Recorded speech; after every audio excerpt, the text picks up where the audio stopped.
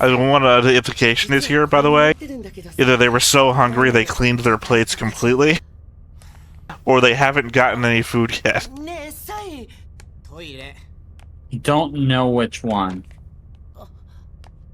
But now that's all I can see. Alright, we are calling all Gundam seed pilots. Are you ready to double your deployment? Join us on Patreon and get double episodes dropped right away.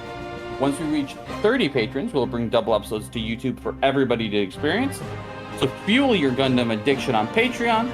So let's build this community together, join Patreon, and get those double episodes of Gundam Seed. Hey everybody, welcome back to another Stoneface Reactions. I'm Theta, this is Justin, and we are back with another episode of Mobile Suit Gundam Seed, Phase 35, Divine Thunder.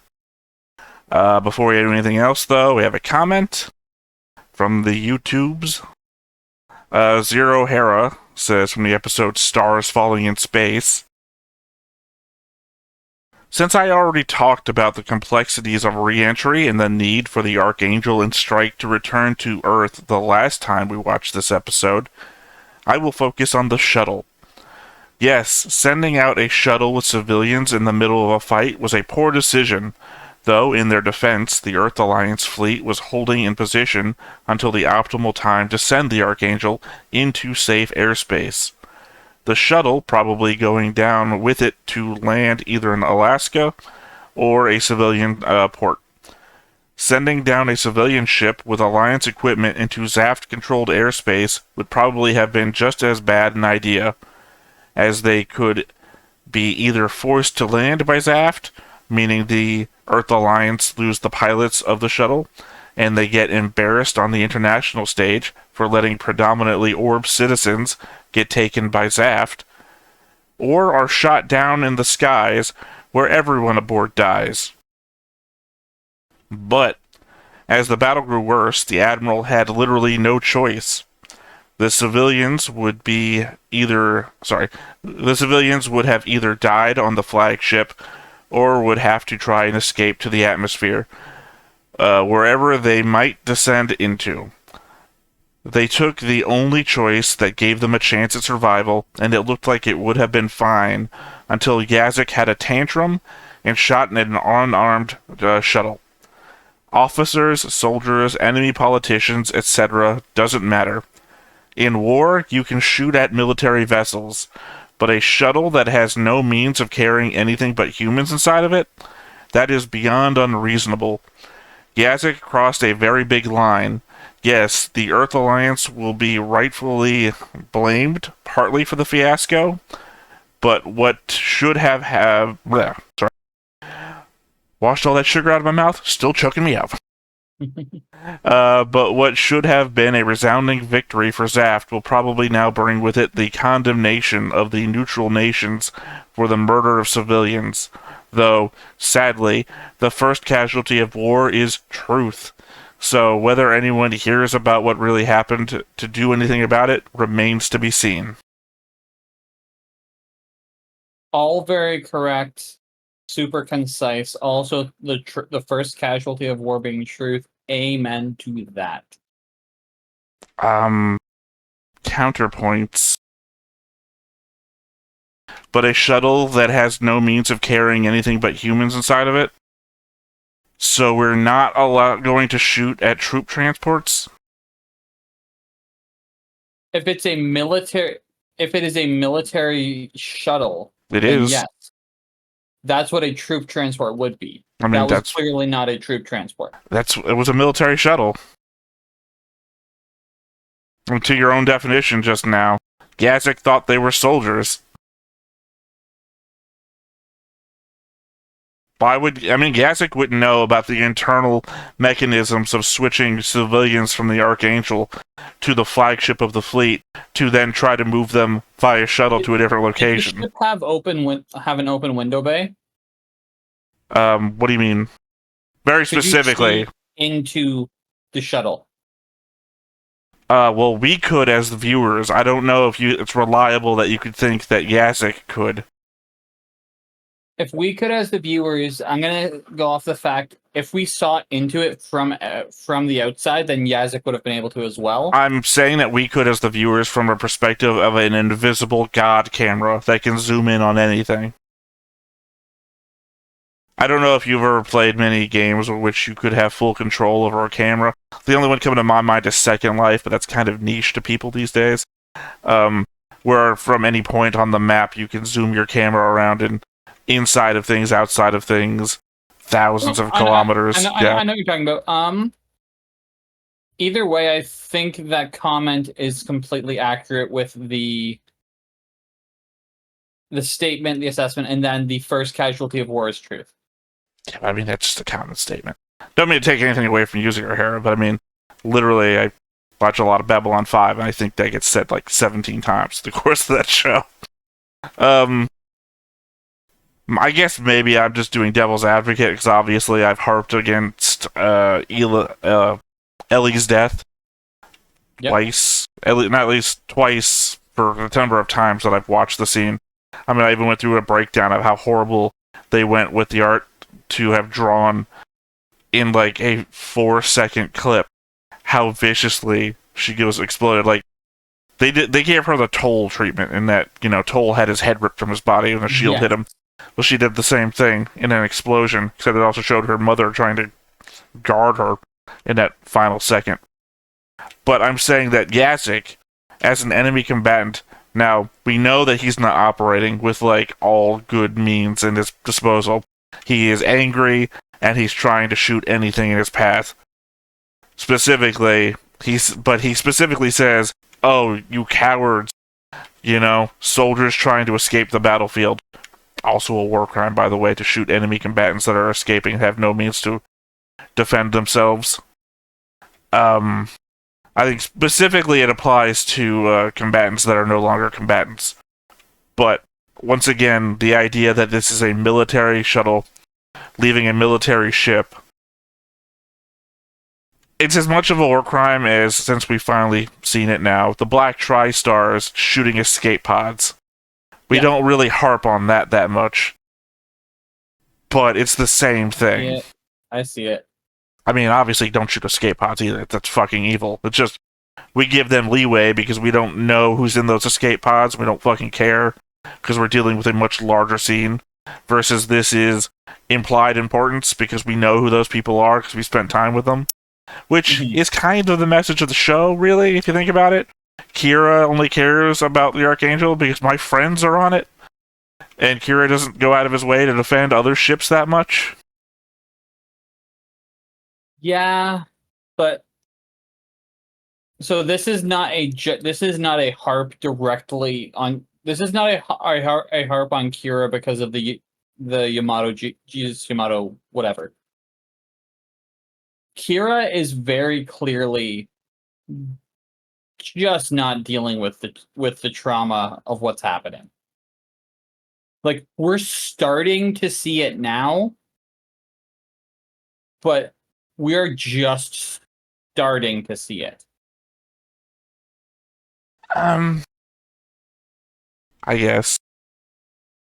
So, I mean, I agree with you that we're just starting because we have that whole conversation with Lacus up at the plant where they're talking about how many people he's killed and his regrets about fighting. So for me, it's not even the conversation with Lacus. Because he's had conversations like that. He's had breakdowns, all that. The fact that he took the freedom, came down, did what he had to save the people he could, but then said, "I'm not on any side right now." I have written notes about that, so I'll... The fact that he straight up was like, "Oh no, don't count me, Earth forces. I'm figuring this shit out." Like that was a big moment.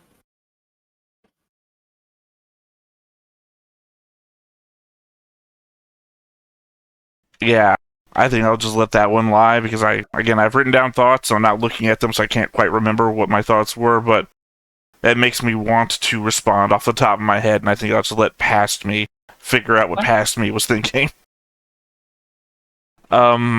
Otherwise, yeah, no, I mean, like I said, Yazik's my boy for a lot of this, but obviously I don't agree with Yazik in the moment. Because Yazik is being basically petulant. Like, fuck, I can't do anything now.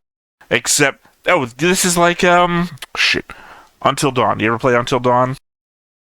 No. Or any of those, what do they call them? They're not dark horror games. It's a company that makes them all. Dark Trilogy? Dark Pictures. I'm aware of it. Yeah, where they always give you the sometimes no choice is the right choice. Yeah. Yeah, Yazik had a prompt, which was basically, for anyone who's played Until Dawn, do you throw the rock at the bird, or do you do nothing? And the game is telling you, throwing the rock at the bird, it's the wrong choice.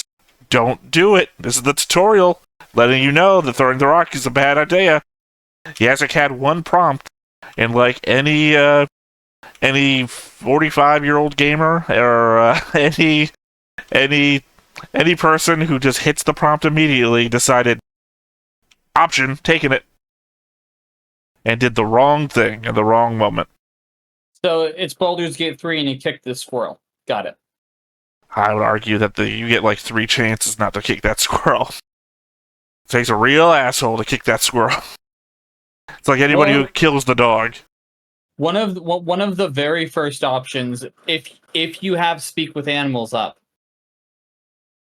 is kick the squirrel. Well, no, you can kick the squirrel immediately no matter what. You don't even need talk to animals. I know, I played a druid because druids have like so many options to do everything in the game. But yeah, no, I mean, because you could also miss. I don't think you auto-miss the first time, but you have the chance to miss when you have to... It's a roll. Keep trying, yeah. But yeah. Yeah, no, Yazik just made a bad choice in a bad moment for a bad reason. And devil's advocating that should have been a transport of survivors. Not survivors, of soldiers 99% of the time. Fair enough.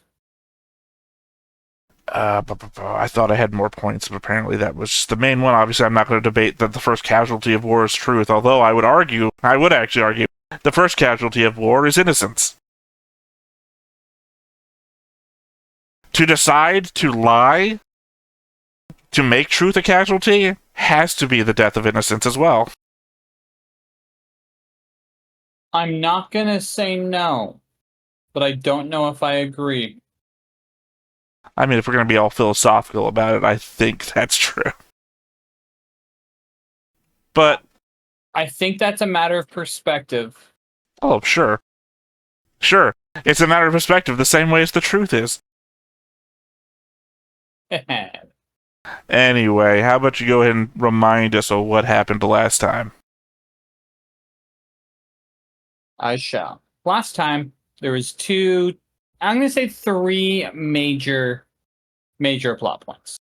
The first one was zaft people looking for Lacus because she gave the prototype Gundam to Kira. And they Afrin ended up finding her in a theater, and it turned into a whole thing where he could have taken her in, but he didn't, because apparently she had people she was working with, which means maybe she is some political power or military. We don't know. I made that argument, I think, during that episode. Yeah. Oh, by the way, I said, do we know that guy? Because there was a guy, shows up as one of those people.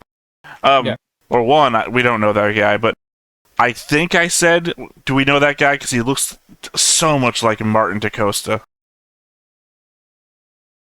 Yeah. I mean, hair, just make hair maybe only, but he looked like him. And because when I was rewatching it for my notes, I'm like, God, why does he look so fucking familiar? And I went over to my board. And it's like, the only person on this board he looks like is Martin DaCosta. And maybe it's all the time. Probably coming back. That's what I was saying. I was about to say, all the times you've brought up, Martin's coming back. Martin's going to be in charge of whatever Waltfeld was in charge of, you know? So there's that whole plot line. Then there was Kira going down, warning everybody that he could, because the big weapon at Alaska was blowing up Alaska and catching everybody in the blast radius. Once that was done, including getting a heavily damaged Archangel out of there, that is when Kira had a moment of going, where they asked, "Are you going to come back with us?" And he's like, "Nah, I'm good. I'm not Earth Forces anymore." I don't think he said he wasn't coming back with them. No, he absolutely. No. He says he does say he's not Earth Force anymore. I have a thought about that too, but they say that they're not going back. It's a whole conversation about them not going back. They were going to Orb. Yeah, no, they're all going to Orb, as far as I understand it. He's going with them. I think Kira said that he. No, because they offered to refuel him, and he said, "No, I don't need it." Yeah, that's what I'm saying. He's on the bridge talking to them about where they go next, and they have a conversation outside about, "Oh, I don't need repair and refuel. I've got a neutron jammer canceller, whatever." I think this will be let's see what the episode tells us, because I remember distinctly that Kira actively said he is not going back with the ship. Again, I have a note about it, but my recollection is that they ask him, "Are you zaft?" And he says, "Yes, but I'm not a soldier." And then he says he's no longer Earth Force either. My problem herein is that you're forcing me to question what I think I know, which instantly reduces my trust in my own memory. But I'm pretty sure he's going with them, and that he didn't say anything to the contrary. But has to be we'll see what happens, because we're going to watch the episode anyway, so. Yes. Because the implication I got from what I remember him saying was that he is putting himself in a neutral state right now versus picking a side.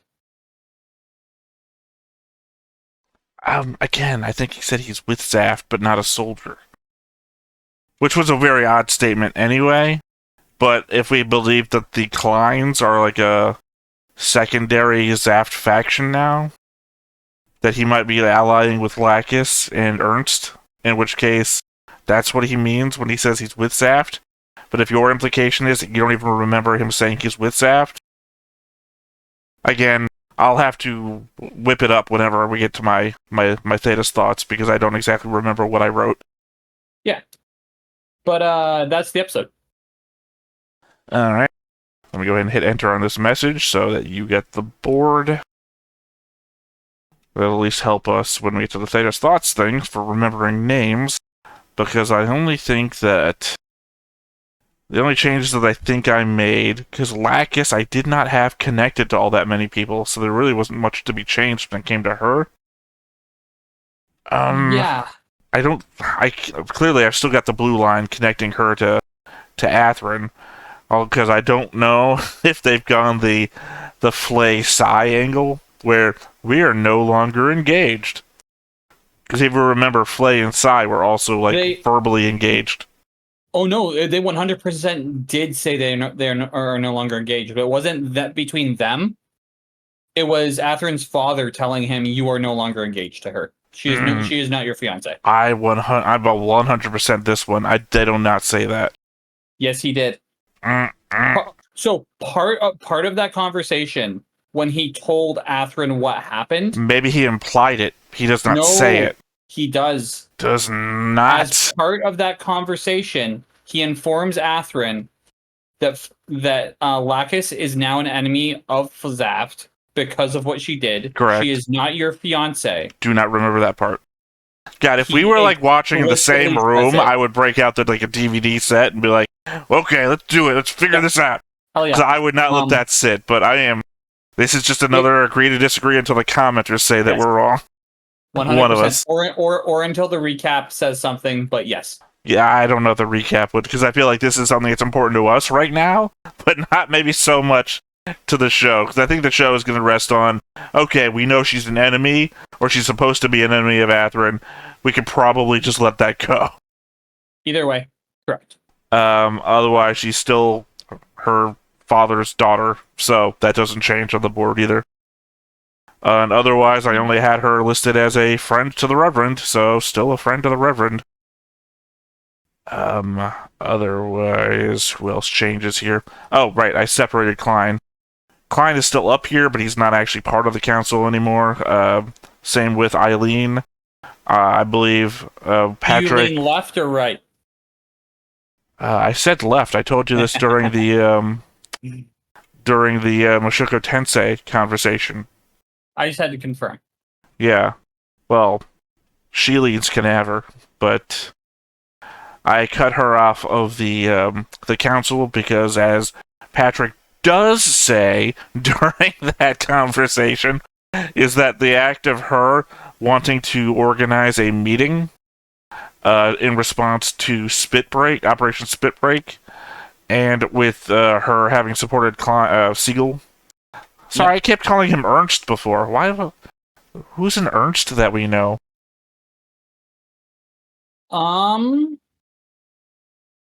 I've been calling him Ernst for a while. He's never been Ernst. Who's Ernst? I don't know. I think Ernst might have been a character from the anime 86, the president of a different country. Why have I been saying Ernst this whole time? Anyway, Siegel, as its name turns out to be, she allied with him, and the fact that she's calling a council meeting. Oh, that's right. She warned him about the switch from Panama to Alaska in a previous thing, and I guess he heard about that too. And he's like, oh, she's an enemy now as well. So he's taking her trying to form a council meeting as enemy action. So I've greenlined her with Siegel. And then apparently I greenlined her a second time. So apparently I've just been an idiot. I don't know why. But yeah, redlined Siegel to Patrick, because obviously your boy and Siegel are now enemies. True. It's all right. Siegel's not long for this world. You say, but you're clearly becoming antagonist. Whereas this guy is on the side of Kira, and I'm just gonna say more Patrick's dudes have died than Siegel's. Yep. I also gave Athrun the Justice Gundam here on the overlay. Hell yeah. And I think that's everything.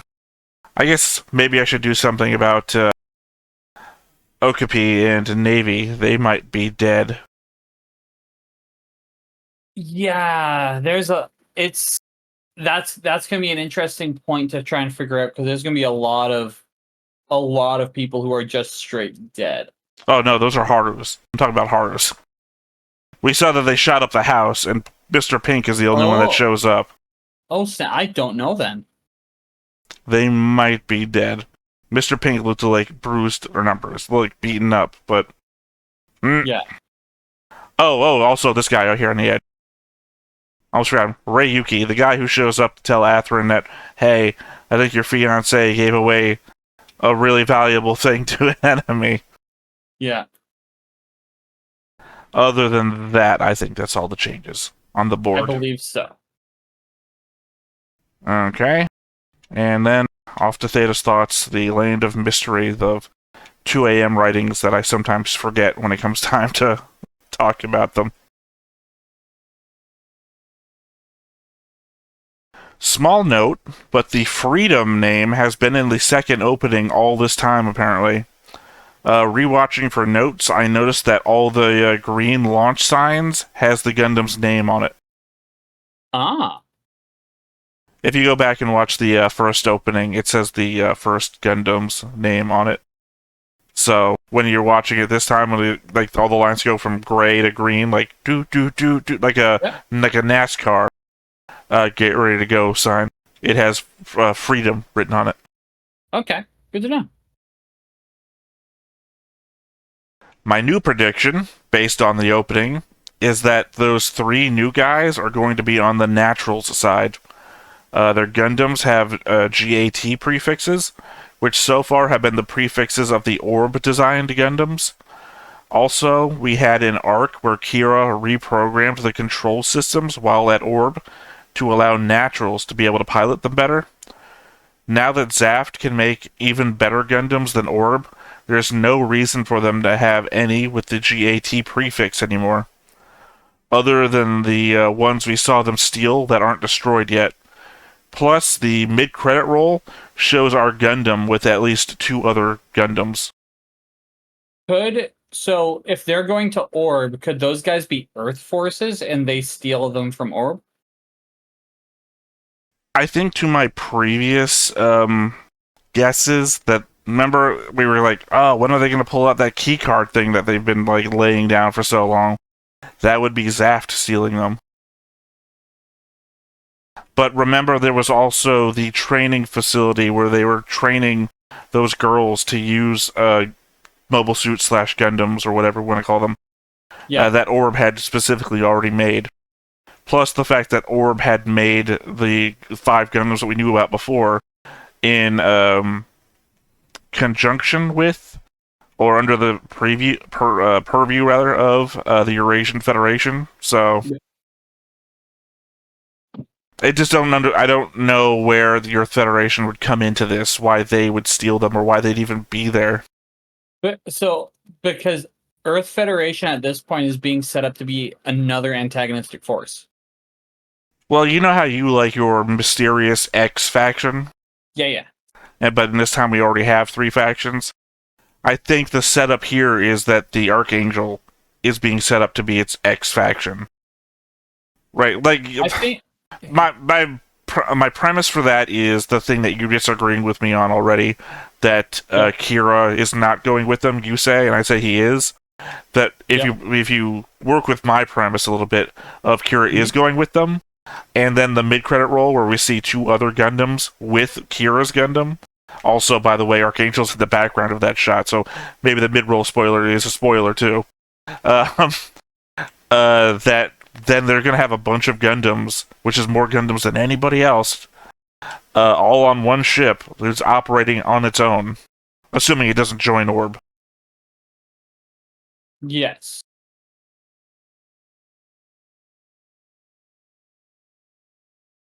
I think that's possible. How I would be disappointed if the Archangel becomes like their own faction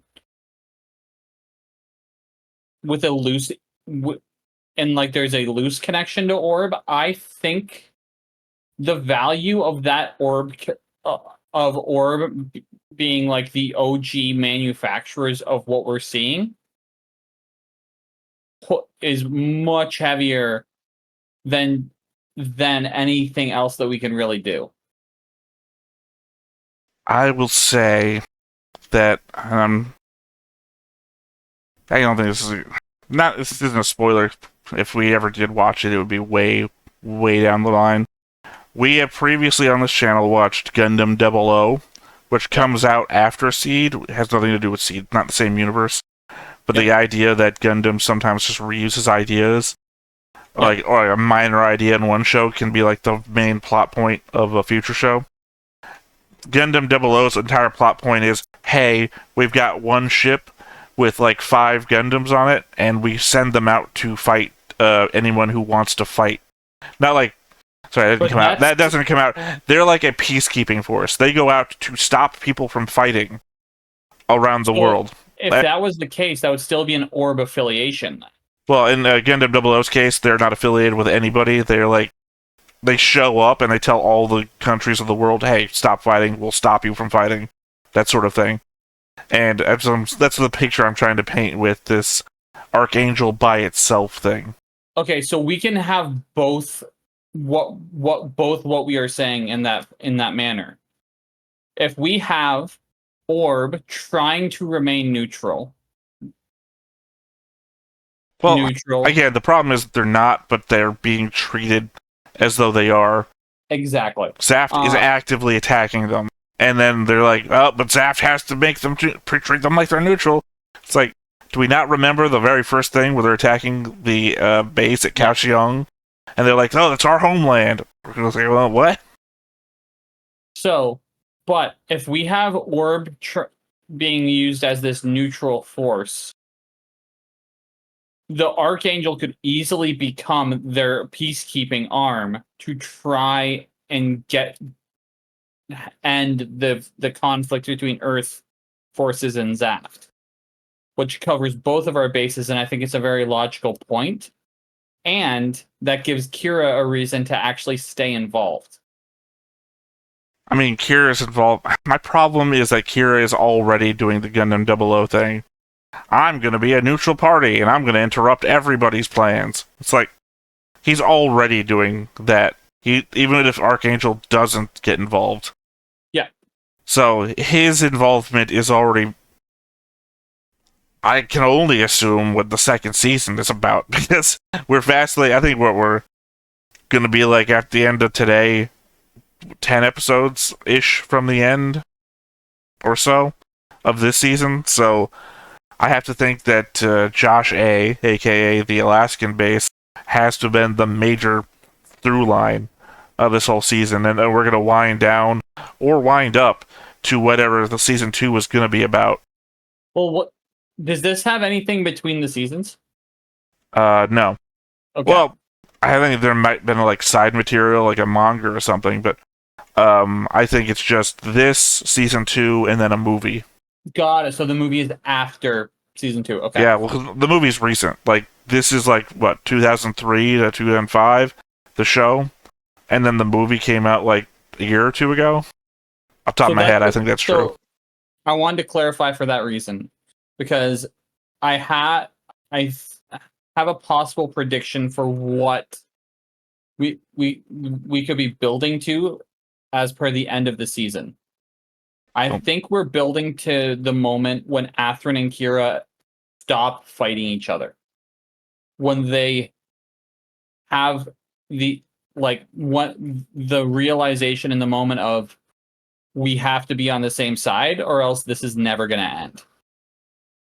I mean, I think we already spit that out the moment that we saw the second opening for the first time. Because we're at the very end where it looks like Kira's thing and Athrun's thing are firing at the same thing. That they must be fighting something together. Yeah, but I think we're gonna have one more big fight between them that's gonna end with them going no more.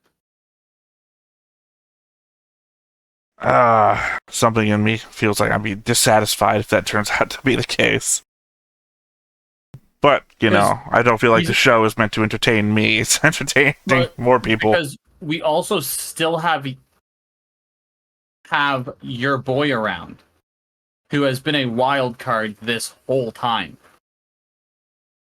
Well, so remember that I often refer to Yazik as my boy, but technically to the overlay, my boy is Rao.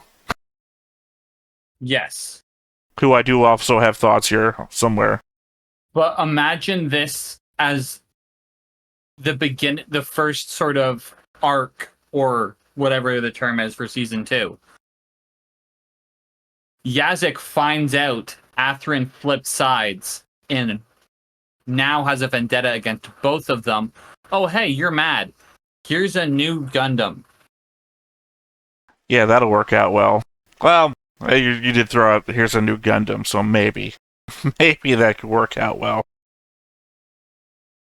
But they have a built-in antagonist that has history with both of them. Well, remember that Durka is still alive, and his Gundam isn't fully destroyed yet either. Yeah, I think, yeah. But and Yazik's never got transferred off of the Archangel, if memory serves, which means he'd been riding in the brig the whole time for that whole fight.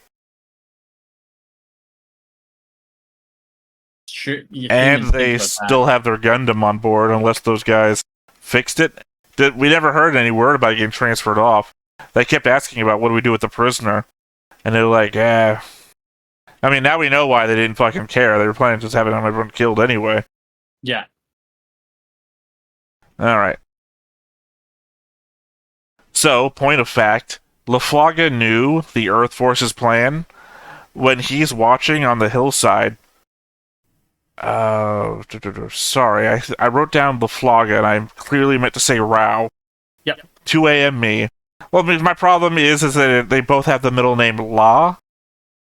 Or actually, no, sorry, Rao is Le. And Laflaga is La, obviously.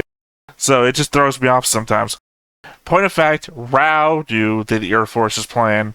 When he's watching on the hillside, he comments that they are going to sacrifice the Eurasian troops and the legged ship. So on the side note, the Eurasian Alliance is just taking loss after loss in this show. On the They're other... messed right up. Well, I mean, from Artemis onwards. Also, but they're also the ones that got with Orb to have the Gundams made, so technically they're at the forefront of everything. On the other hand, beyond all of Rao's mysterious double dealings, I guess this would make the most sense for him to know.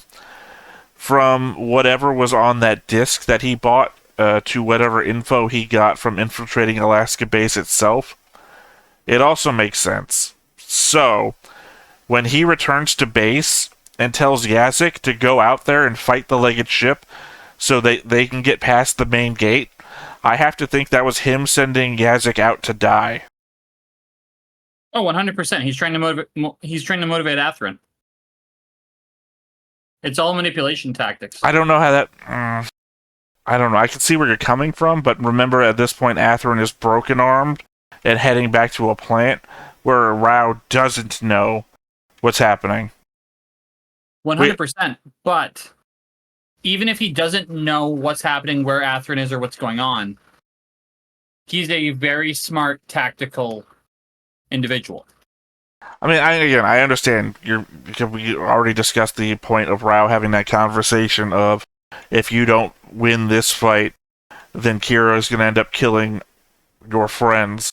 But I think he has that conversation with him before Nicole dies, in which case he already has that in his pocket.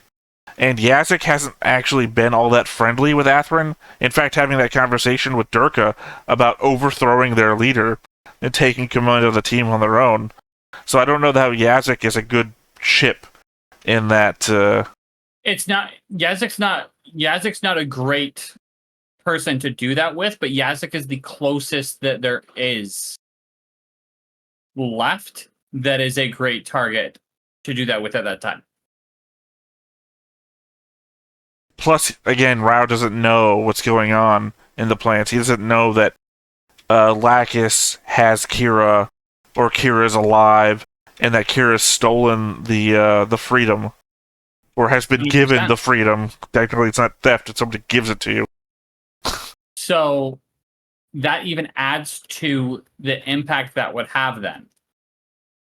So let's say, in a perfect world, for this plan, Kira didn't somehow magically make it out of the cockpit. Not up with Lacus, right? What we then have is we have Atherin, who has lost multiple members of his troop. One of his previous best friends, based off show implication, which you have to imagine that man knows that information. And then one of the final people who's part of his troop, who he's supposed to have been leading and taking care of. He is trying to turn Atherin into an instrument of war. He is trying to remove Atherin's, not morality, but sense of humanity. I mean, I would argue that after you think Atherin has killed his best friend Kira, that you would think that would already be accomplished. Plus, I feel like Rao would be the kind of person who would want to keep a backup in case of a plan. Because at this point, we only have Atherin and the new Gundam, and Yazik and the old Gundam. So you wouldn't want to throw away your only remaining ace in the hole. I think Atherin is the backup plan. I think the political stuff in Atherin's father is the main plan, and Atherin's the backup plan. I don't see that, only because we know that Rao is planning against Patrick already.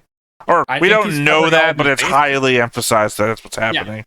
I think he's covering all of his bases. I think he sees that he's dealing in a space with a lot of political machinations and things going on, and he's going, I'm replaceable to these people because everybody's replaceable to these people.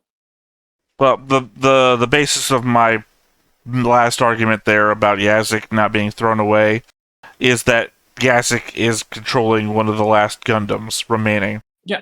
And that throwing Yazik away is also throwing the Gundam away, and I don't think... You're saying that Patrick and them is his main plan, but Patrick and them aren't exactly actionable in a moment, like Athrun and Yazik are. And it doesn't make sense to me that Rao is going to throw away an actionable piece over a political piece. They're two different things used in two different situations. Yes, but I don't think Rao's aspirations are to remain in an actionable position.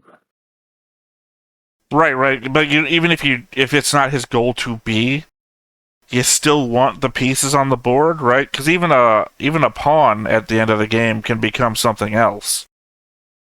So I think that's why Athrun is his backup plan.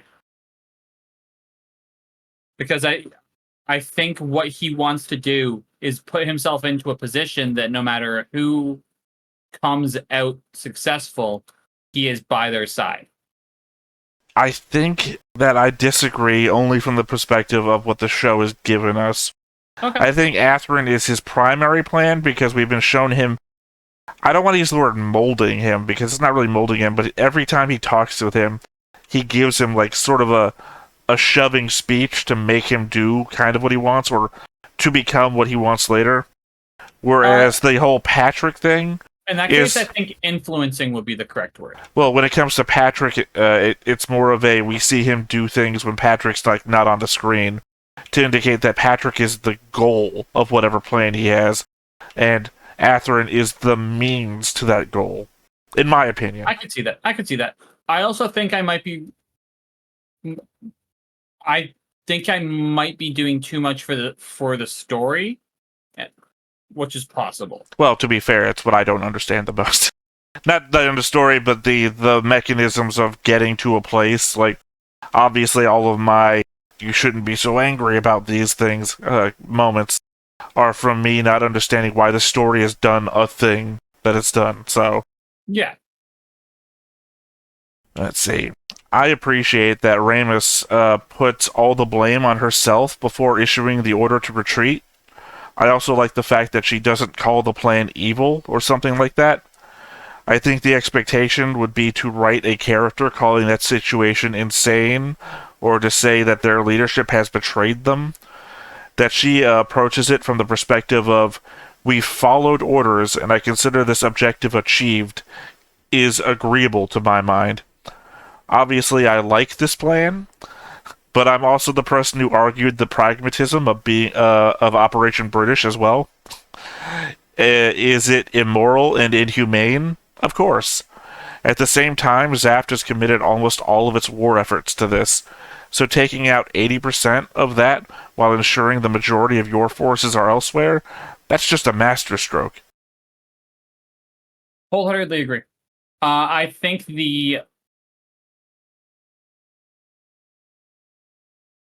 this is the first moment where she has acted truly as a captain of the ship.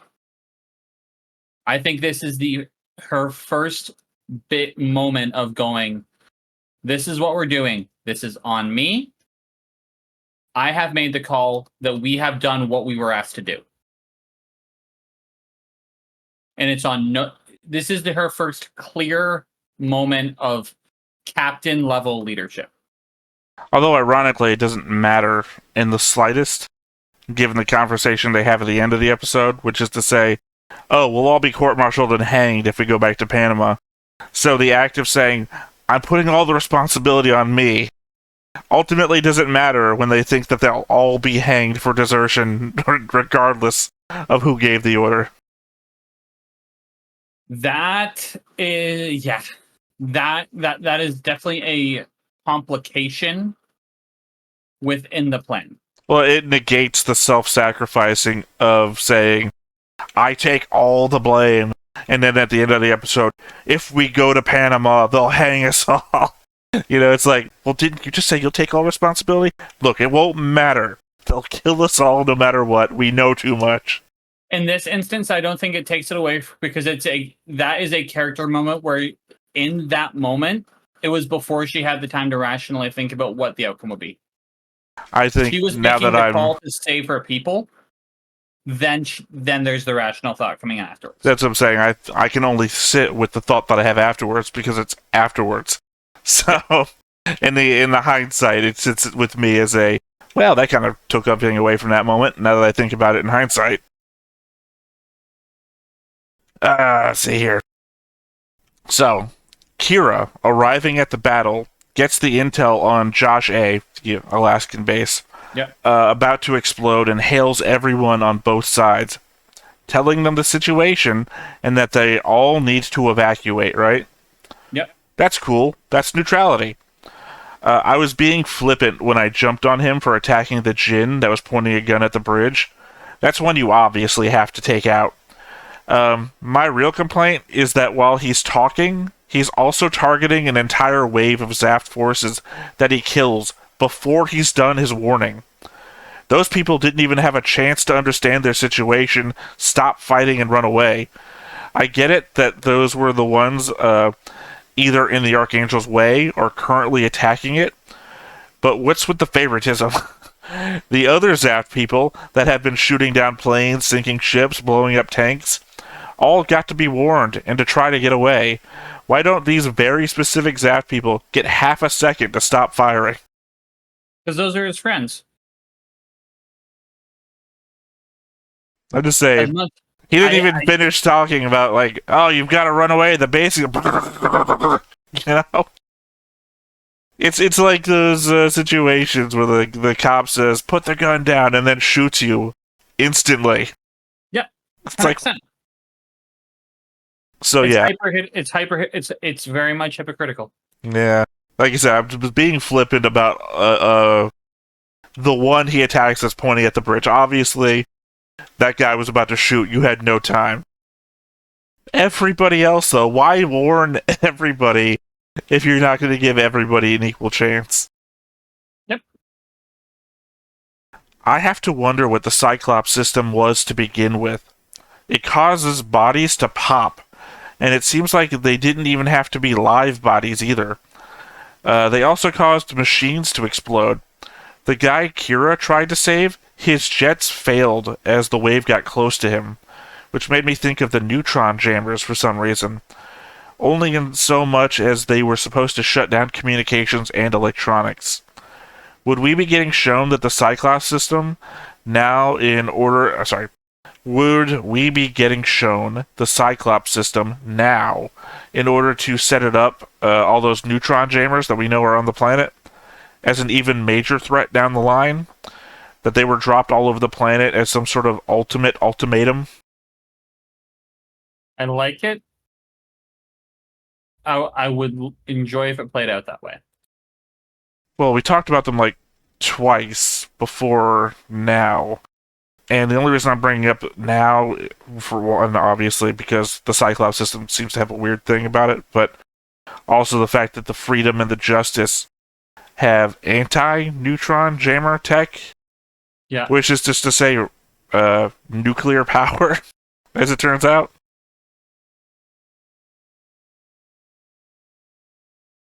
Because remember, nuclear power is apparently outlawed, and they were saying, I don't think this is even in my notes anywhere, but they said during the episode, to my recollection, that if they find out that we're using this to power the Gundams, they might start using nuclear weapons again. Yeah. Referring to Earth. That we're using nuclear power in our Gundams, they might just start using nuclear weapons, and we can't afford them doing another Janus 7. So that's also what makes me think why Earth forces will become an antagonistic force. Well, in my opinion, they already are. In my opinion, Zaft is in the right still. I mean, assuming that Earth Force did the Janus 7 attack. The entire premise of the show so far. If the entire premise of the show remains true, then Zaft has been, like, through the history of George, in that one episode, the very first coordinator. Yep. And how coordinators were basically made to be slaves at some point. It very much shows that the Zaft position is the the position of a put down population fighting for its own rights to be free, and then carried it on. I don't disagree. However, at the same time, from everything we've seen, I have to take the stance that the show up till now wants us to see Zaft in an antagonistic way. Oh, no doubt. My problem is the discord. I think we had this conversation earlier in the notes. That there's a discord between what the show wants us to believe and the way that I'm processing the information that it's giving me. Correct. And I think this is happening in another show that we watch, and I can't remember what it would be. No, I'm sorry. That's actually, this would be one of our cross-pollination things. That'd be Macross 7. Macross 7, where Basara Neki, the main character of the show, is meant to be the good guy. People love him in the polls that we've done. And for some reason, me and Lessons can't understand why anyone would like him. He is not a good... Well, he's not a good person. He is just ununderstandable and does not explain himself. And actively hinders everybody else's efforts to save people. So... Again, show has one narrative. Our understanding is completely different. Got it. Actually, I want to bring that up now in the middle of this Theta's Thoughts thing. I did a poll recently about all the idols that have been in, not all the idols, the top-rated idols from a number of Stoneface Reactions shows that have been on the channel. Yep. One of them, Basara Nikki from Macross 7. Another one, Lacus Klein from right here, Gundam seed. Yep. Tsubasa, I've never said her name, so I'm not going to start now, from Symphogear. And Hitori Goto from Bochi the Rock. And I asked, going back through the history of shows that we've watched here on Stoneface Reactions, picked a bunch of idols or idol-adjacent characters from a number of the shows, and just asked for the favorites. And literally, it's a two-way tie. In last place with 18% is both Basara Neki and Hitori Goto, Bochi the Rock and Macross 7 respectively. And in first place with double 32% is Lacus Klein and Tsubasa. And I guess to defend my choice of putting Tsubasa on there and not like the main character of the show, Tsubasa is the musician character as her persona and job. Got it. Symphogear is a show all about girls who get their superpowers from singing. So everyone technically could be considered an idol, but she's actually a singer and not just singing for powers. That's what you're saying. Alright, let's see. I guess Patrick not letting Athrun call him father might be a clue towards Athrun being the brother again. But I still think the "they just discovered each other" line still hints that it can't be him.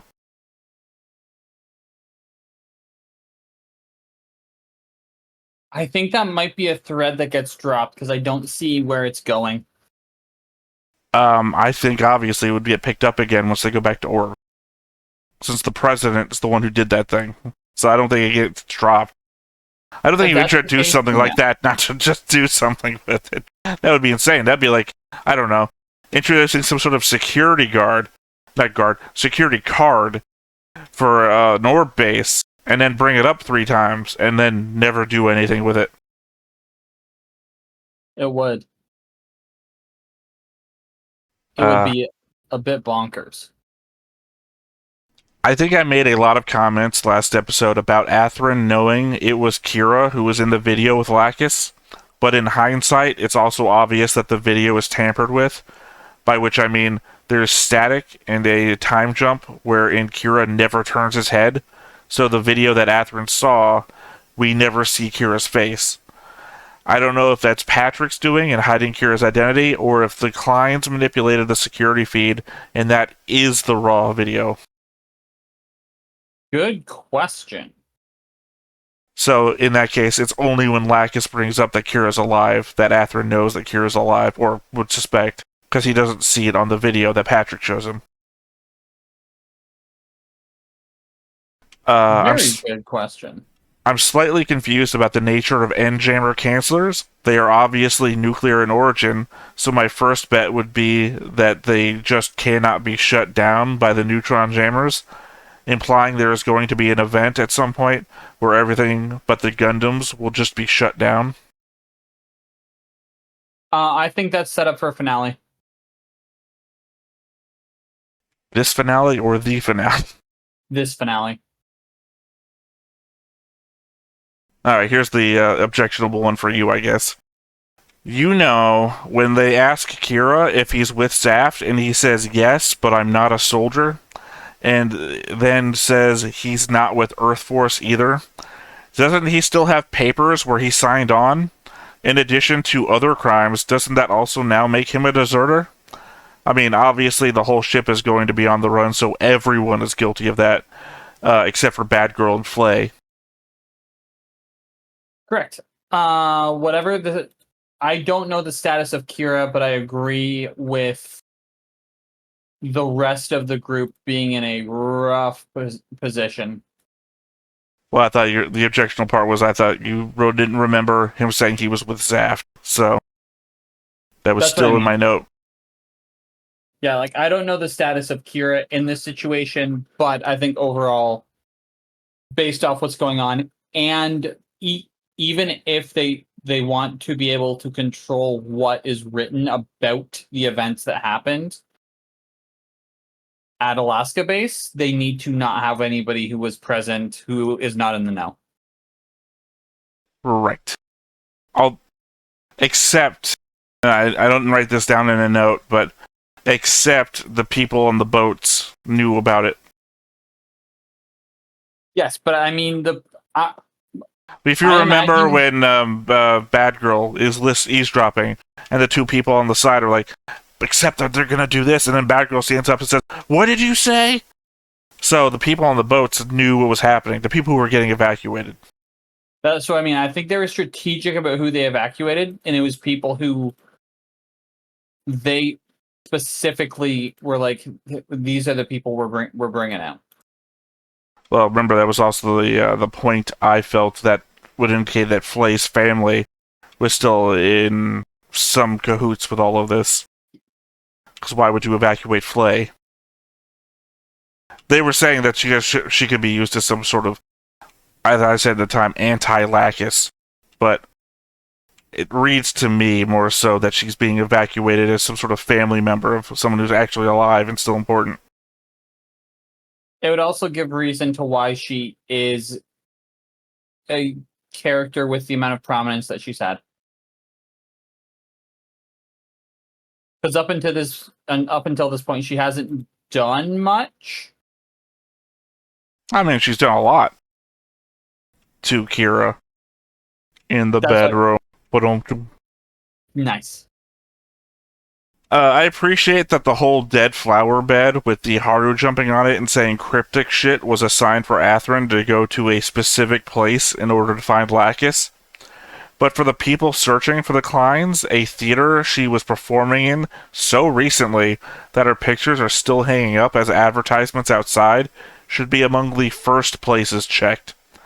And to have her sitting in the middle of the stage with the lights on does not paint a pretty picture for the intelligence of plant police operations.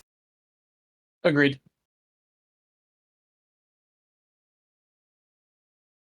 The Kleins have to be involved with whatever Izumi is up to for a lot of stuff to make sense in my mind, which I guess is another feather in the cap of Athrun being the brother.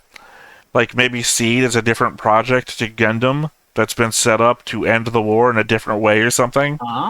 Just a new idea in my head that I haven't collected enough speculative details on.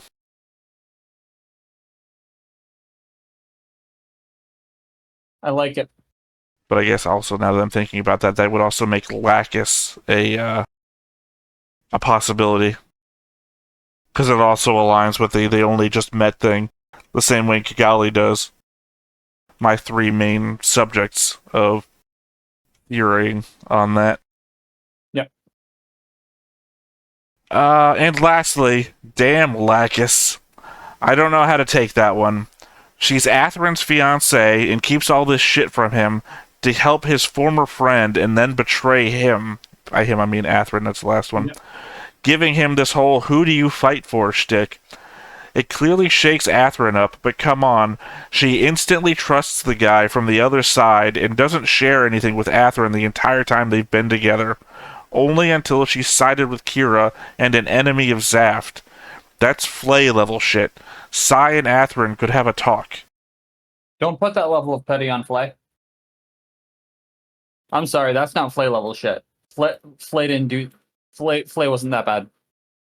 You like Lacus. I'm confused by this suddenly turn. Oh, it's not a turn. I still prefer Lacus. I just respect the level of petty. Flay's was more obvious and upfront. The impact is felt harder from Lacus. It's exactly the same level. What are you talking about? Flay was engaged to Sai. Lacus was engaged to Atherin. They both... Flay slept with another dude while engaged. Lacus... There is more weight to giving away state secrets while you are engaged to the son of a political figure than having an affair. To be fair, we don't know what the pillow talk was like.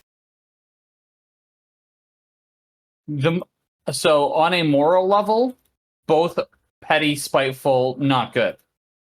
The damage from Lacus's one thing that we have seen so far outweighs anything Flay has done. Except the person that Flay was doing it to is the main character of the show. In which case, if there's long-term emotional damage done to Kira by Flay's underhandedness, it has more of an impact on the show, I would argue. The show centers around Kira in every fucking thing that he does. So Flay emotionally manipulating Kira could possibly have a greater effect than state secrets or giving away the most powerful Gundam in existence. If that's the case, I will accept that I am wrong. I'm just saying, I feel like I have to argue for Flay here. Even though I guess you're arguing for Flay too. It's a very difficult position, because you're like, Lacus did worse, but I like Lacus. I'm like, 100%. I don't know that I like Lacus anymore, because she's turning into Flay, a character I've recently taken to defending a lot for some reason. I don't know, I think the more hated a character gets, my opinion of them shifts slightly, because hated characters, their storylines become more interesting. Especially when they're not the main character. Because non-main characters have a higher chance of dying. They don't get plot armor anymore. Which instantly makes their battle scenes, or any fight that they're in, that much more interesting. There was no chance of knowing if Flay was going to get shot when that gun went off, when she's fighting with Rao. Because she's no longer a main character, and that would have been a great time to just fucking write her out of the show. You're not wrong. Alright. Well, that was my final thought. Do you have anything else you want to bring up before we get into this? I do not. Nice. Go ahead and get on into it. お前は奪取された X1OA フリーダムの奪還とパイロットおよび接触したと思われる人物施設すべての排除に当たれ。こんなことを終わらせるには So I told you he wouldn't say it right there. マリウさんは思いますか。何を言ってるんです、キラは。あいつはあなたが殺しましたか。アスランが信じて戦うものは何ですか。いただいた勲章ですか。お父様の命令ですか。キラ。I'm really curious about her position. 何を。Probably on all fours, because she's a bitch! I appreciate that the music went with me on that one. See, it said freedom right there. I know you aren't going to follow this, but I feel like this opening would be a great time for Raise Your Flag, which is the opening from Gundam Iron-Blooded Orphans, the first one of that. At least the drum beat would match it. Okay.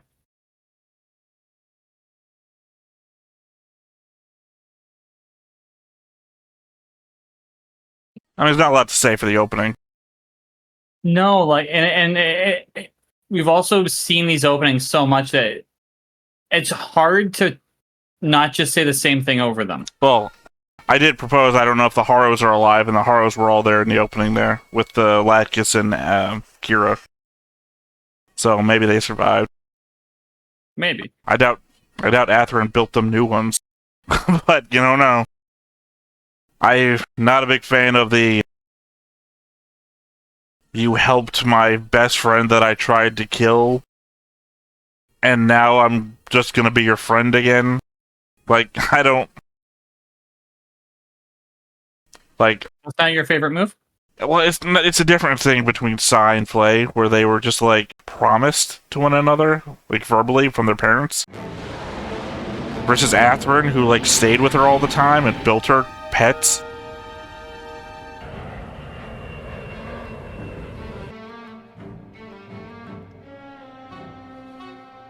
It's just different levels of intimacy.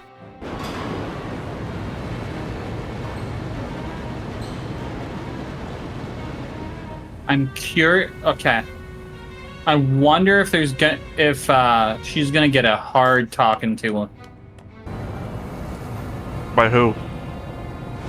I don't know.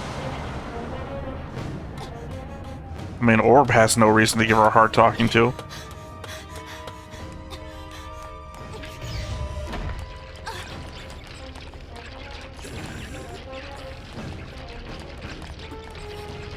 Or 40% of the ship was inoperable during the fight.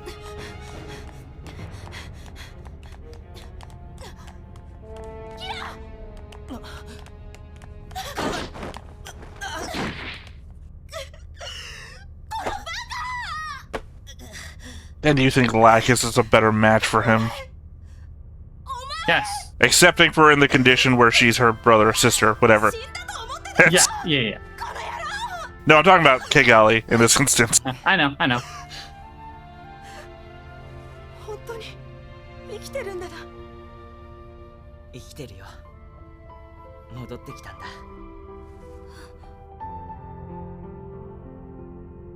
私どもの身勝手なお願い受け入れてくださってありがとうございます。ことがことゆえクルーの方々にはまたしばらく不自由を強いるが、それはご了解いただきたい。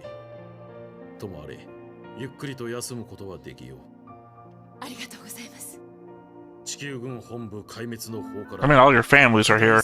Well, most of them anyway. True. 一休みされたら、その Oh shit. Someone's gonna have to tell the tolls. Yeah. Your son is dead. 貴殿らの着ているその軍服の意味もな。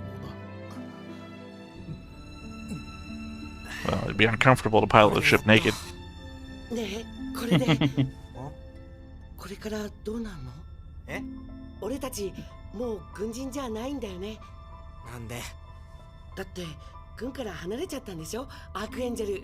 Next, we're gonna get a series of episodes that is just each person's choice. I don't know what the implication is here, by the way. Either they were so hungry they cleaned their plates completely, or they haven't gotten any food yet. I don't know which one, but now that's all I can see. ごちそうさま。どうも。これどうしてずっとここに置いてあるんですか？あ？捕虜の飯頼むって置いといたのに。俺じゃない。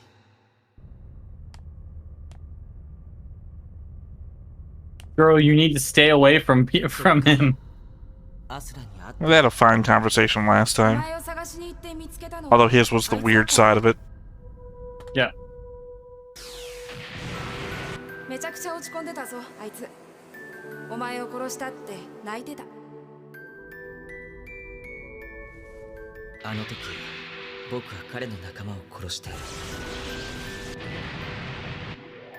Yep, sideways right through. 殺した。どうしようも They're really showing Toll's death. We flashed back to Ellie a couple of times too, so it's, you know, a thing. 小さい頃からの友達だったんだろ？アスランは昔からすごくしっかりしててさ、僕はいつも助けてもらってた。なんでそんなやつと戦ってまで地球軍の味方をしようなんて思ったんだ。いや、だってさ、お前コーディネーターなんだし、そんな Yeah, don't you have 友 like 達と戦ってまでなんてなんでだよ。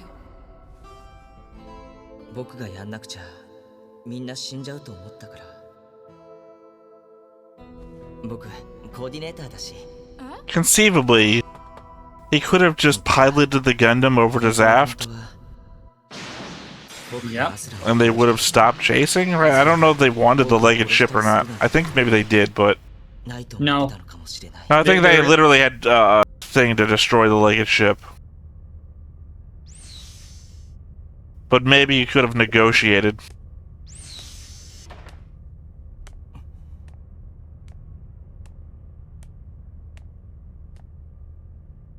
食事よ。ごたごたしてたの。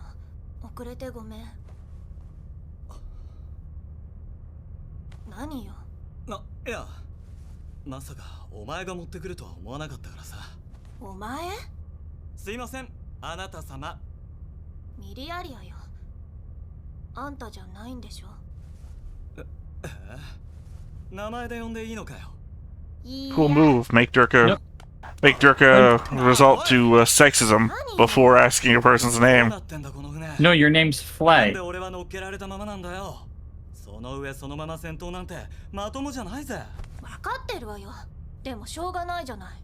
ここはどこだよ。俺はいつこっから出られるんだよ。オーブよ。でも私たちだって降りられないんだもん。 Don't. ことなんか知らないよ。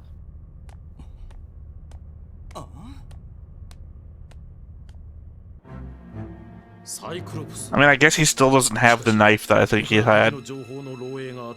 I'd be shocked if he had the knife. 常軌を逸しているとしか思えん。ですが、アラスカは確かにそれでザフト攻撃軍の8割の戦力を奪いました。立案者に都合がいい犠牲の上に。 Oh, so you're saying Kira's warning also did jack shit. それでこれか。守備隊は最後の一兵まで勇敢に戦った。我々はこのジョシュア崩壊の日を大いなる悲しみとともに歴史に刻まなければならない。が、我らは決して屈しない。我々が生きる平和な大地、安全な空を奪う権利が一体コーディネーターのどこにあるというのか。この犠牲は大きい。が、我々はそれを乗り越え立ち向かわなければならない。地球の安全と平和。What the hell did that sign say? So it said kill the patch worker. It's like, what the hell does that mean? I think it was something like that. I remember seeing patch. 大西洋連邦は中立の立場を取る国々へも一層強い圧力をかけてきておる。連合軍として参戦せぬ場合は敵対国とみなす。 Of course, because they put all the Eurasian Alliance people in the front. Oh wait, Atlantic Federation, that's different. Why would they be doing that? ご存知のことと思うが、我が国はコーディネーターを拒否しない。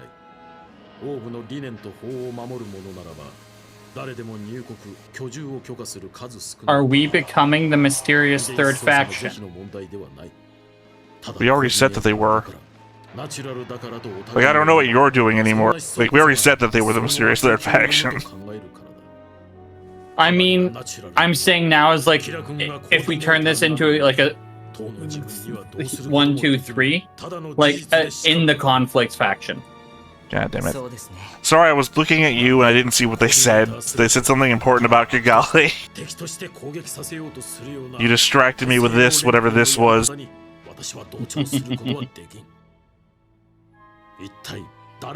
have to pick that up in the notes for next time.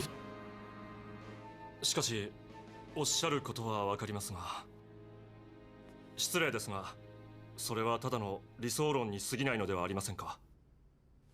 それが理想とは思っていても、やはりコーディネーターはナチュラルを見下すし、ナチュラルはコーディネーターを妬みます。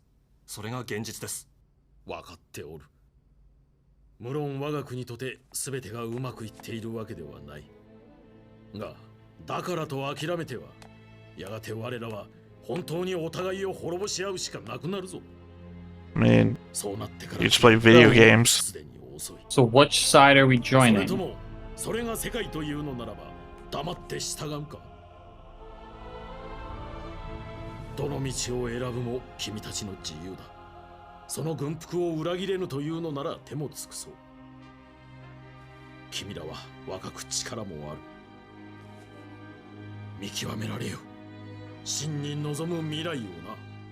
まだ時間はある。渦見様はどう思ってらっしゃるんですか。ただ剣を飾って So why'd you say you were still with zaft and then you put on the Earth uniform again? I don't think he said he was still with Zaft. He did. He fucking did. I know we're disagreeing, but he did. Also, he very specifically said he's not with Earth, so it still applies. Why'd you fucking put on the Earth uniform again?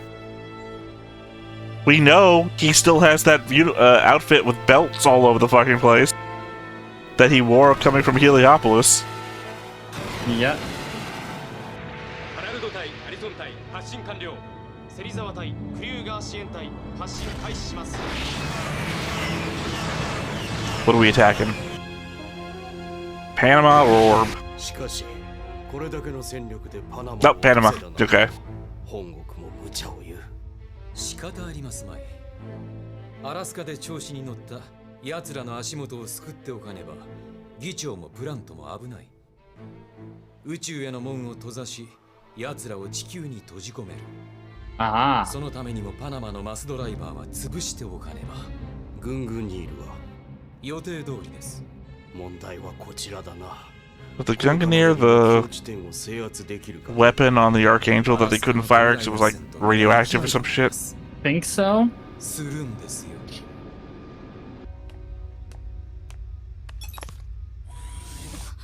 Oh, no mask still? 間もなく戦闘が始まるよ。 Nope, never mind. Just too poofy a hair, that's all. あちらこちら引っ張り回してすまんね。が、命令なので仕方がない。なんで私を。君はすでに死んだ身だよ、フレイ・アルスター。あの時私に撃たれていても、あのまま見逃していても、君は死んでいた。I'm certain it would have gotten 10 kilometers away. その直後に君は死ぬ。兵に撃たれてね。気に入らぬと言っても、あとはその銃口を自分に向けて引き金を引くくらいしかできることはないな。弾は入っているのだろう。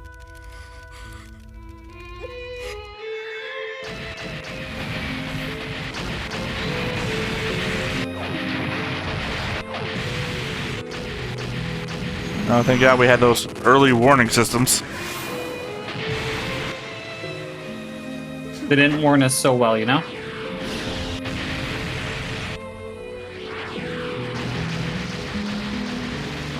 This serene music does not help this.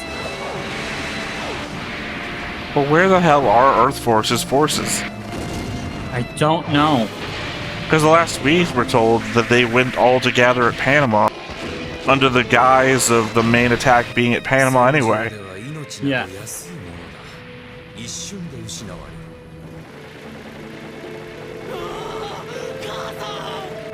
だが皆母国のため、大義のため戦うのだよ。しかし君には似合わんな。そんなことは。What's he 軍服は着ていても君は兵士ではない。違うかな。 Remember the last time I had a whole note about... Okay, boo bounce animator. Not necessary. But a whole thing about why she heard her dad, Alistair's, voice when Rao was talking. Yeah. See, he even said it. The core of their forces are in Panama. Where? Certainly it's not all the trucks.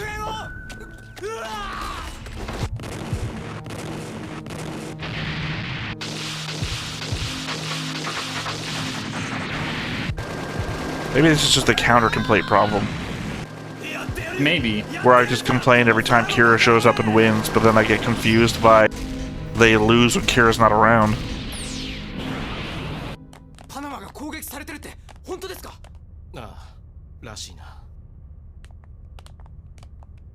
アラスカで人がたくさん死んだばかりなのに。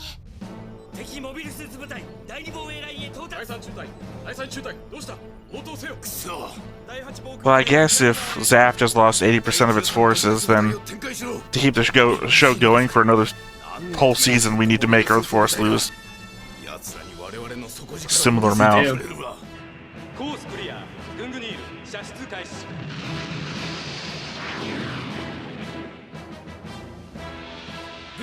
Maybe we don't have to if Zaft gets a reinforcement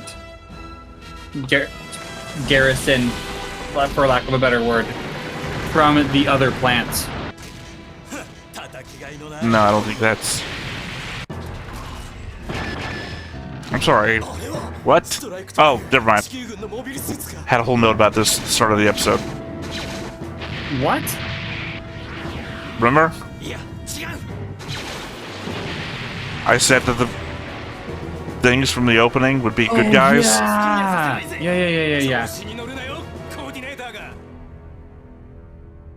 Clearly, these are orbs supplied to the Earth Alliance. I guess under the same treaty that allowed them to build the Gundams in the first place. The look of them didn't match the opening ones, so that's why I was. 地球軍のモビルスーツ部隊。ポスター隊の前面に展開された。かえってありがたいですな。虎の子のモビルスーツ、共にグングニールの餌食にして差し上げよう。What are the Gungners? EMP 対策が施してあると言っても、程度は知れたものですから。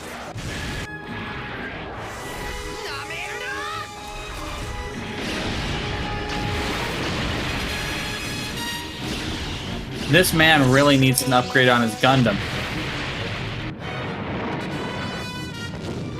I think his Gundam is going to get affected by whatever the Gungners are too. They said EMP. You know, kind of like that thing that I mentioned with the anti-neutron jammer thing would turn out to be.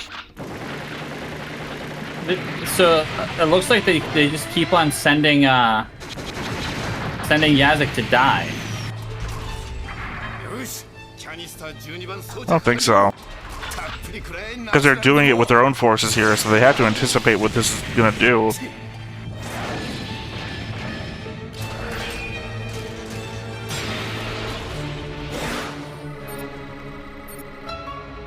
Also put a hell of a timer on there. Yeah. Although that went by really quick.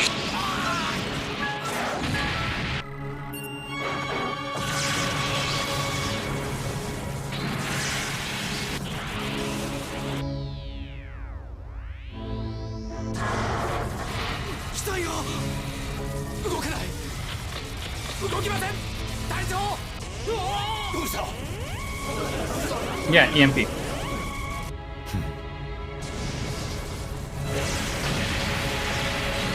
More than an EMP.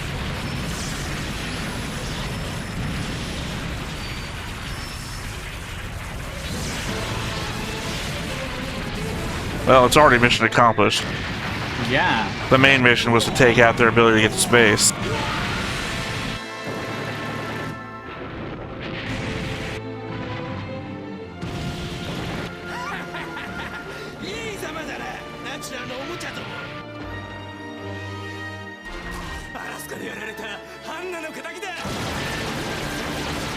Yes, because those guys took out Hannah.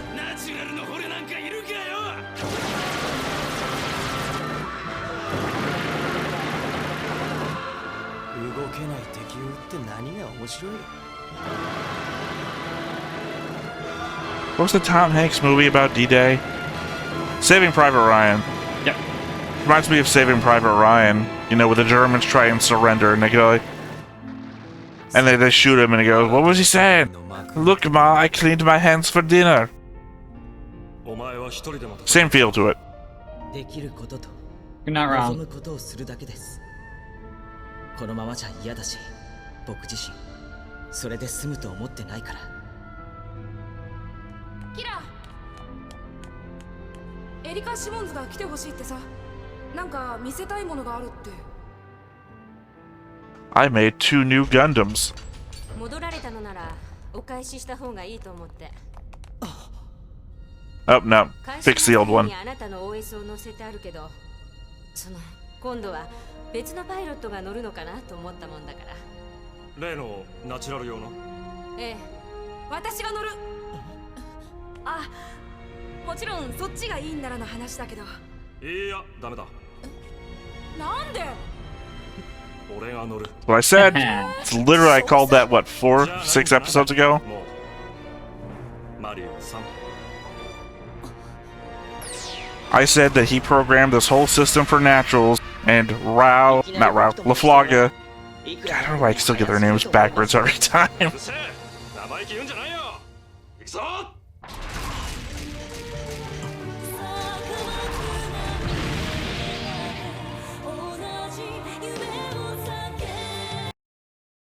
Yeah, I was very confused when Cagley started going, I'll pilot it, and I was like, wait, I had this whole theory about LaFlaga doing it.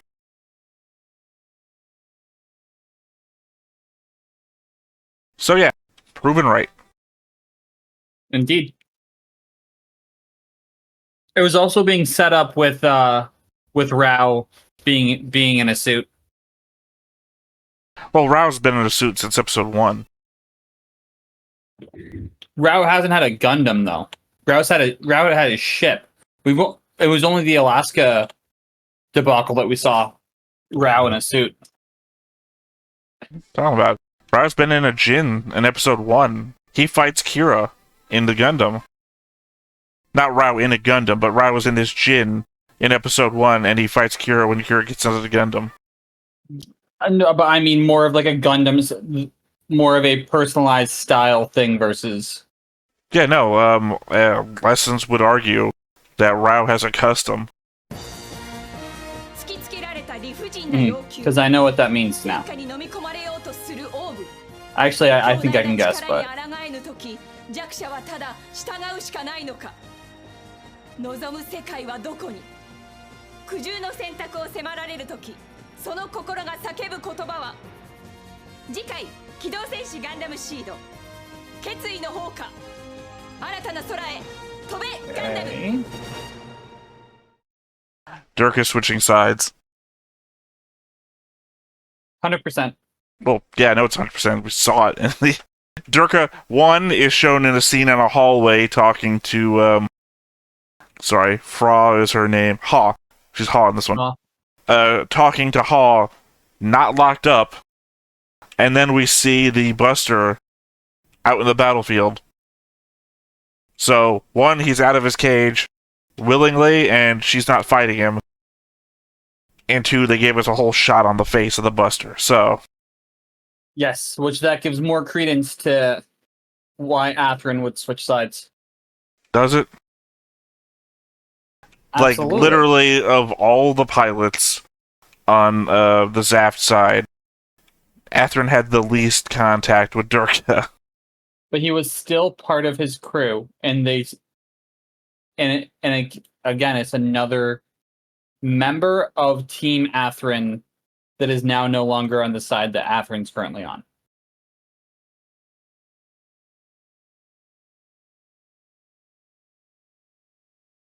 I don't know. My problem is that I don't like it. I don't like it, and my mind can't come up with arguments against it. Like, obviously that feels like the narrative pull, but at the same time, why?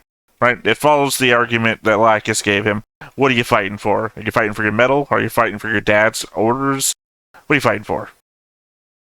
And to further backtrack, Rao is the one that says fight you for your friends or they'll die.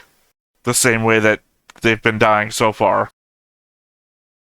So, in your whole Rao's manipulation sphere, the same way that he would get Yazik killed to influence Athrun, why would Rao be setting this all up for Athrun to follow suit and then switch sides?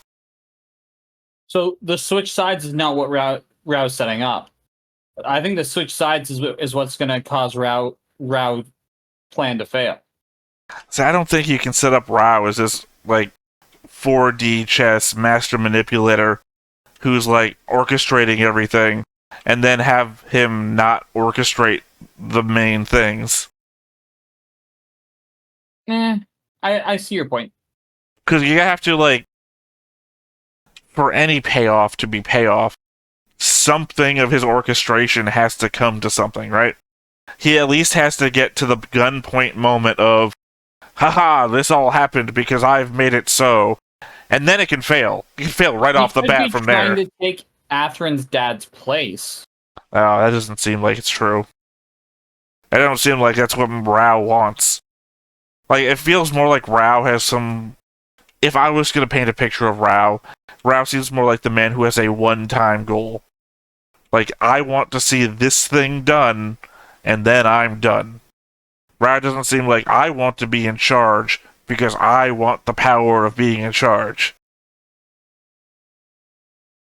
I disagree, but I see why you would say that. Well, because nothing that Rao's done has given me the feeling of, oh, this man wants power. Because I can see how he's politically, like, maneuvering around everything. No, he's not doing anything like that. He didn't even seem like he's set up to be that kind of character who just suddenly shows up in the council chamber and does something. He seems more like the, okay, all of my pieces are now in position. It's time to blow up the moon. I don't know, something. It seems like it's a one-time thing, right? Yeah, no, I think it could go either way. I believe that was very much a first half felt more like bringing down the energy from the events that we just got out of. But then it reset the state of the show with the destruction of Panama. Yeah, I don't know. We haven't really... I guess if you're counting like the talks with the Orb command staff as the bringing down the thing, because we really haven't escaped the momentum. Like, there was the peak of, obviously, the Cyclops going off, and then Kira comes down, and we have the whole conversation about where we're going again, and then maybe on the upward turn of talking to the Orb command crew, but then, boom, we're back at Panama, and we're going to show those bastards, and now we're killing people who are trying to surrender, and we're going to look back now at the, what do we do from here? Yes. It's very much a roller coaster ride, and I think we're being set up for the next leg of ups and downs.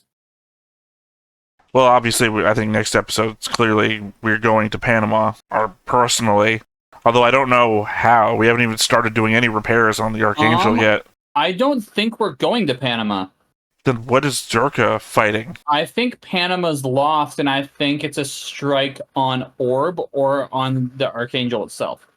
It seems like they're still fighting in Panama. At least I think so. And the last time on, I can't remember it clearly now. It could be.